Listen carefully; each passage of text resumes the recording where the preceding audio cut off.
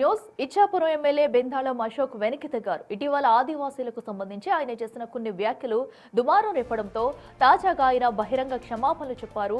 ఒక యువకుడిపై ఆవేశంలో ఆగ్రహం వ్యక్తం చేశాననే తప్ప ఆదివాసీ సమాజంపై తనకు ఎలాంటి ద్వేషం లేదని ఆయన స్పష్టం చేశారు. తన వ్యాఖ్యలను కొందరు కావాలనే రాజకీయం చేస్తున్నారని ఎమ్మెల్యే అశోక్ ఆవేదన వ్యక్తం చేశారు. ఈ నియోజకవర్గంలో దాదాపు 27,000 మంది అతిగతి లేనటువంటి పరిస్థితి, ఏ కులానికి మేము చెందుతామో తెలియనటువంటి పరిస్థితి, మరీ ముఖ్యంగా చదువుకున్నటువంటి విద్యార్థులు ఈ కుల ధృవీకరణ లేకపోవటం వల్ల వాళ్ళు పడుతున్నటువంటి అవస్థలు, ఎక్కడెక్కడో హోటల్స్లో కాఫీ షాపుల్లో పనిచేసుకుంటున్నటువంటి దుర్గతి వాళ్ళకి వివరించడం జరిగింది. ఆ జరుగుతున్నటువంటి సందర్భంలో ఒక వ్యక్తి ప్రత్యేకంగా అగ్రెసివ్గా తను నువ్వెవరవు అసెంబ్లీలో మాట్లాడడానికి అన్నటువంటి సందర్భంలో నేను కొంచెం రియాక్ట్ అయ్యి ఒక మాట మాట్లాడాను. అయితే దానిని పొలిటిసైజ్ చేసి ఈరోజు చాలామంది దీని మీద యాజిటేషన్స్ చేస్తున్నారు. దయించి యాజిటేషన్స్ చేస్తున్నటువంటి వాళ్ళకి నా మనవి ఏంటంటే, ఒకసారి మీరు వీడియో అశాంతం చూడండి. ఆ వీడియోలో మీ ప్రతినిధులుగా వచ్చినటువంటి వాళ్ళతో నేను సంభాషించినటువంటి తీరు కానీ, నేను చెప్పినటువంటి వివరణ కానీ వాళ్ళెవరూ ఖండించలేదు. ఒక వ్యక్తి వ్యక్తిగతంగా మాట్లాడినటువంటి సందర్భంలో నేను రియాక్ట్ అయ్యాను. అయితే ఒక మాట తప్పుగా దొరికినటువంటి మాట వాస్తవమే, దానికి నిజంగా నేనే బాధ్యత వహిస్తున్నాను. ఖచ్చితంగా అది ఎవరు మనసునైనా నొప్పించుంటే నేను నా ఈ మాటని వెనక్కి తీసుకుంటున్నాను, క్షమించమని కూడా నేను అడుగుతున్నాను. ఈ నియోజకవర్గం అయితే ఈ నెల 26న బెంథోరియా కులానికి ఎస్టీ సర్టిఫికెట్ అంశంపై ఎమ్మెల్యే అశోక్ ఇటీవల అసెంబ్లీలో ప్రస్తావించడం, అందుకు సంబంధించి తీసుకుంటున్న చొరవపై నిజమైన ఎస్టీ కులాలకు నష్టం జరుగుతుందని ఇటీవల గిరిజన సంఘాల నేతలు అభ్యంతరం వ్యక్తం చేస్తూ ఎమ్మెల్యేను కలిశారు. ఈ సందర్భంగా ఎమ్మెల్యే మాట్లాడుతూ, మీ గిరిజనులు 5గురు బెంథోరియా కులం నుంచి 5గురితో కలిసి కలెక్టర్ ఆధ్వర్యంలో చర్చించి ఒక నిర్ణయానికి రావాలని సూచించారు. ఈ సమయంలో కంచిలి మండలానికి చెందిన ఓ గిరిజన యువకుడు ఎమ్మెల్యే అశోక్ ను ఉద్దేశించి, మీరు అసెంబ్లీలో మాట్లాడక ముందు ఇలా 2 వర్గాలను కూర్చోబెట్టి చర్చించాలని తెలియదా అని అభ్యంతరం వ్యక్తం చేశాడు. వెంటనే ఎమ్మెల్యే అశోక్ ఆ యువకుడి మీద అమాంతం విరుచుకుపడ్డారు. నువ్వెవరూ నాకు చెప్పడానికి అంటూ అభ్యంతరకర పదాజాలంతో రెచ్చిపోయారు. దీంతో ఎమ్మెల్యే వ్యాఖ్యలపై ఆదివాసీలు ఆందోళన వ్యక్తం చేశారు. తమ మాటలకు క్షమాపణలు చెప్పాలని డిమాండ్ చేశారు.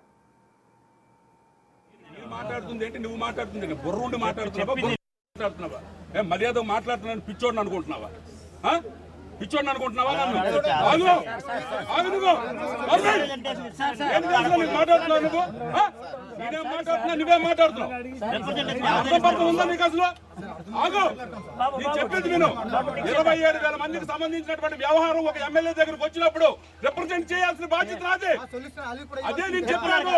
నువ్వెప్పుడు వచ్చావు, నీ వాళ్ళు ఎప్పుడు వచ్చారు? 10 సంవత్సరాల నుంచి నేను ఆ ఫైల్ ఫాలో అప్ చేస్తున్నాను. నీకేమైనా తెలుసా? నీకేమైనా, ఒక్క నిమిషం అండి, నీకేమైనా తెలుసా?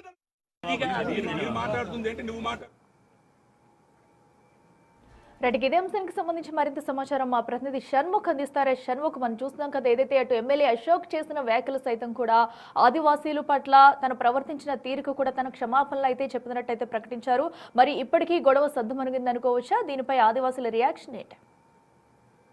అయితే ప్రస్తుతానికి అయితే మాత్రం ఆదివాసీలు ఎవరైతే ఉన్నారో వాళ్ళందరూ కూడా ఎమ్మెల్యే చేసిన కామెంట్స్ విషయంలో ఎమ్మెల్యే క్షమాపణలు చెప్పాలి అని చెప్పి వాళ్ళు డిమాండ్ చేసినటువంటి పరిస్థితి.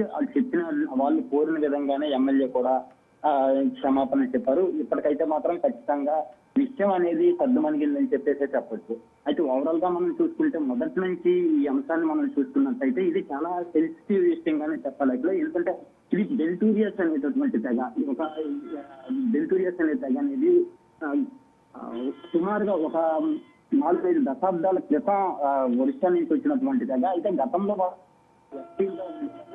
అయితే ఆ తర్వాత వీళ్ళకి ఎస్టీలుగా పరిగణించడాన్ని వ్యతిరేకిస్తూ కొంతమంది కోర్టుకు వెళ్లడం ఇదంతా జరిగింది. దీంతో వాళ్ళకి రిజర్వేషన్ కూడా అమలు కాకుండా సుమారుగా ఒక 3 దశాబ్దాల నుంచి ఈ అంశం అనేది కోర్టుల చుట్టూ తిరుగుతున్నటువంటి పరిస్థితి. ఈ బెంటూరియస్ వాళ్ళు ఎవరైతే ఉన్నారో వాళ్ళందరికీ కూడా ఎటువంటి క్యాస్ట్ కేటాయించకపోవడం కారణంగా వాళ్ళకి హైర్ ఎడ్యుకేషన్ విషయంలో కావచ్చు, లేదంటే జాబ్ నోటిఫికేషన్ విషయంలో కావచ్చు, వాళ్ళకి ఎలాంటి క్యాస్ట్ సర్టిఫికేట్ లేకపోవడం కారణంగా వాళ్ళు ముందుకు వెళ్ళేటటువంటి పరిస్థితి లేదు. దీంతో ఎమ్మెల్యే స్థానికంగా ఉండేటటువంటి ఇచ్చాపురం ఎమ్మెల్యే ఎవరైతే ఉన్నారో ఆయన అసెంబ్లీలో ఈ అంశానికి సంబంధించి ప్రస్తావించినటువంటి పరిస్థితి. ఎందుకంటే సుమారుగా అక్కడ 27,000 మంది ఉన్నారు, సుమారుగా 20,000 వరకు ఓటర్లు కూడా ఉన్నారు.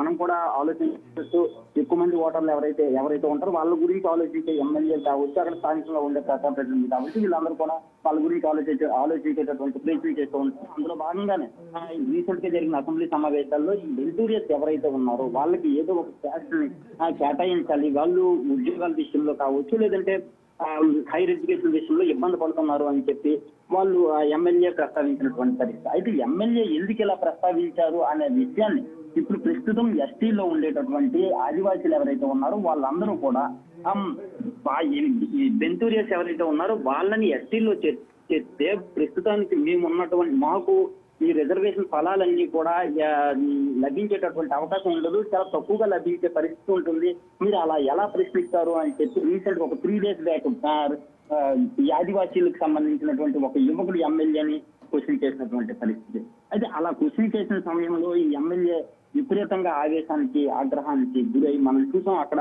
మనం కూడా విన్నాం, దీనిపై మనం కూడా విన్నాం, ఆయన ఎలాంటి దుర్భాషలు ఆడారు ఏంటనేది మనం కూడా చూసాం.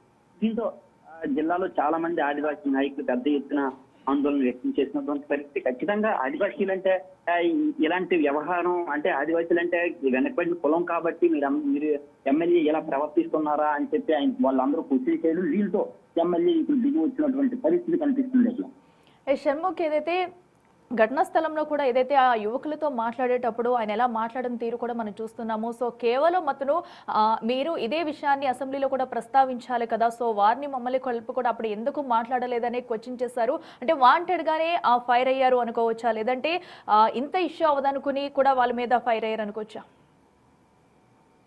అది ఇష్యూ ఎలా ఉంటుందనే విషయాన్ని పక్కన పెడితే మొదటగా అయితే వాళ్ళు చెప్పిన ఫస్ట్ అసెంబ్లీలో ప్రస్తావించడానికి ముందు వాళ్ళు కోరిన విషయం ఏంటంటే అసెంబ్లీలో ప్రస్తావించడానికి ముందు అటువైపు బెంటూరియస్ కావచ్చు, ఇటువైపు మిగిలిన ఎస్టీ కులానికి సంబంధించిన వాళ్ళందరినీ కావచ్చు ఒక కమిటీగా ఏర్పాటు చేసి ముందు మా దగ్గర చర్చించిన తర్వాత మా దగ్గర డిస్కస్ చేసిన తర్వాత అసెంబ్లీలో ప్రస్తావించాలి కదా అని చెప్పి వాళ్ళు అడిగినటువంటి పరిస్థితి. అయితే ఒక ఎమ్మెల్యే స్థాయిలో ఉండే నన్ను అలా ప్రశ్నించడం ఏంటి అనేటటువంటి ఒక కాస్త ఈగో కూడా ఎమ్మెల్యేలో ఆ టైంలో అయితే మాత్రం కనిపించింది. అయితే ఇంకో విషయం కూడా మనం క్లిక్ చేసుకోవాలి, ఎందుకంటే 27,000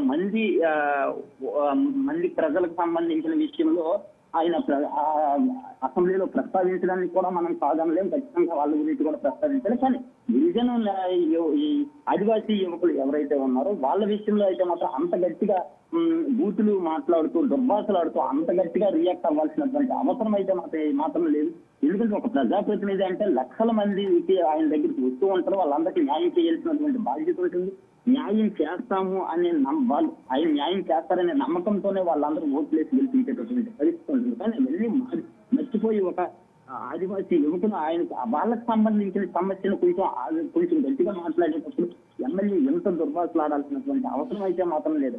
కాకపోతే ఇక్కడ కొన్ని అంశాలు కూడా ఉన్నాయి. ఇప్పటికైనా సరే ఆయన తగ్గుతారా తగ్గరా అనే విషయం పక్కన పెడితే త్వరలో జరగబోయేటటువంటి మంత్రివర్గ విస్తరణలో ఆయనకు అవకాశం వస్తుంది అనేటటువంటి ప్రచారం పెద్ద ఎత్తున జరుగుతుంది. ఈ విషయంలో ఏమైనా సరే ఆయనకి నెగిటివ్ జరిగి మళ్ళీ ఈ మంత్రివర్గ విస్తరణలో ఆయనకి అవకాశం దక్కకపోతుందేమో అనే ఒక భయాందోళన కూడా ఉంది అని చెప్పి స్థానికంగా చర్చ జరుగుతుంది. ఈ నేపథ్యంలోనే ఆయన క్షమాపణలు కూడా చెప్పారని చెప్పి కనిపిస్తుంది. అట్లా right Shanmukh, thank you. So ఎట్టకేలకు ఎమ్మెల్యే అశోక్ అయితే దిగొచ్చారని చెప్పాలి. ఆదివాసీలపై తను చేసిన అనుచిత వ్యాఖ్యలకు గాను క్షమాపణలు అయితే చెప్పారు. సో బహిరంగ క్షమాపణలు చెప్తూ కూడా ఎవరిపై నాకు దురుద్దేశం లేదు, కానీ కావాలని ఈ విషయాన్ని కొందరు రాజకీయంగా వాడుకుంటున్నారన్నారు. సో ఆదివాసీల పట్ల తనకు గౌరవం ఉందని, ఎవరికి కూడా అన్యాయం చేయనంటూ కూడా క్షమాపణలు చెప్పారు.